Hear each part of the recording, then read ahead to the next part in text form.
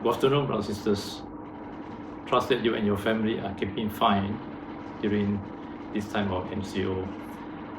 I'm going to share with you on adversity in Joseph's life. How the adversity that Joseph faced as he went through life become a testimony, a powerful witness to those around him, especially the non-believers. Now, what adversity did Joseph go through? Well, by now you have heard of from the Bible that Joseph was sold as a slave when he was 17 years old by his brothers actually, and he was taken to Egypt by the slave traders and was bought by Potiphar, somebody official in the Pharaoh's palace actually. Okay, and so that adversity that Joseph went through, right? For some people, an adversity will have severe consequences on the person's emotional and behavior life. But for Joseph, God used that to be a powerful witness to others. Now, how did it happen? Okay, Joseph is a good example that God's hand was upon him. Actually, he was from the prison. Later on, he landed up in a palace. And it's a lesson to us that we never despise our humble beginnings. Okay, so for Joseph, he landed up in Egypt in Potiphar's house. And Potiphar's house, Joseph was a slave there actually to Potiphar and his wife and the household. So what happened was that Joseph had to run away from the house one day because he refused to give in to the seduction of Potiphar's wife. Right? But while in Potiphar's house, Potiphar left everything for Joseph to handle. Right? Joseph was such an efficient administrator. Right? And what did Potiphar say of Joseph? Right? In Genesis chapter 39, verse 3, the Bible says, his master, that means Potiphar, saw that the Lord was with him and that the Lord caused all that he did to succeed in his hands. So all the Lord caused all that Joseph did, right, to become successful in his hands. And Potiphar saw this and committed his whole household to Joseph, right, until the wife tried to seduce Joseph and did not succeed and blamed on Joseph. So much so that Joseph was in prison for this. So you see, Joseph's life will become encouraged. Why? Because later on, in the prison itself, right, Joseph did a wonderful.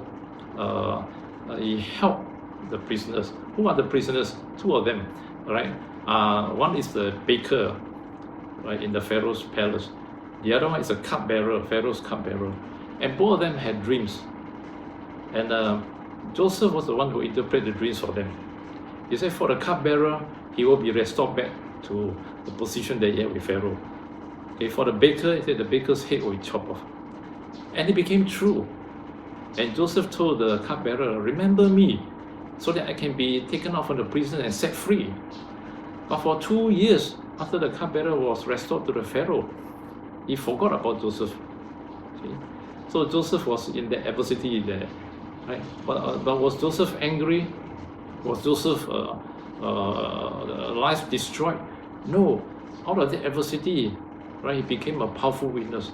Right? If he's not in the prison, there will be nobody to interpret for the cupbearer and the baker.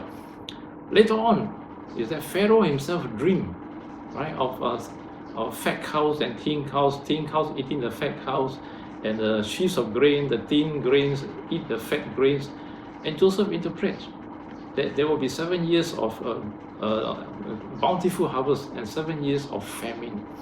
Right? And Joseph went through adversity, right? So many adversity in his life, and I personally believe that how he clung to God and see the hand of God upon Joseph's life, delivering him through all these adversities, is Joseph's father Jacob, the son of Abraham. Jacob is a powerful man of prayer. Even upon his deathbed, the Bible tells that he was leaning on his staff and kneeling before God. And I believe on that basis, Joseph, because Joseph is someone who obeys his father, right? And that obedience also translates to obedience to God as well. And for believers, this is very important. Obedience to God, obedience to the parents, right? Having a family altar together. As parents, we need to pray and cover our children, right? And they will experience, right, the faithfulness of God in their lives, just like Joseph, as they progress through the different stages in life.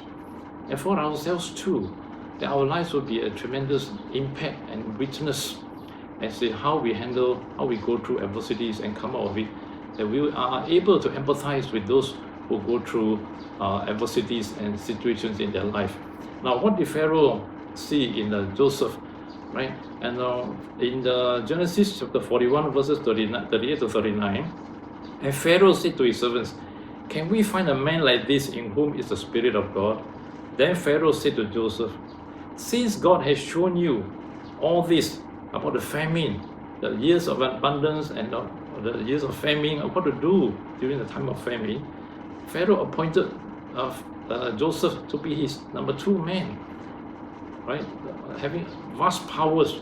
So from prison, Joseph came to the palace and hold such an important position in Egypt. Since God has shown you all this, there is none so discerning and wise as you are. So you take over. You handle all this situation when the time comes, right? And then another example, okay, where adversities become a powerful witness, okay, was when, to fast forward, Joseph met up, the brothers came all the way from land of Canaan during the famine, right, to buy grain from Joseph from Egypt. And when Joseph saw them, he recognized them, but the brothers could not recognize him because he was 22 years time difference. And Joseph cried and cried.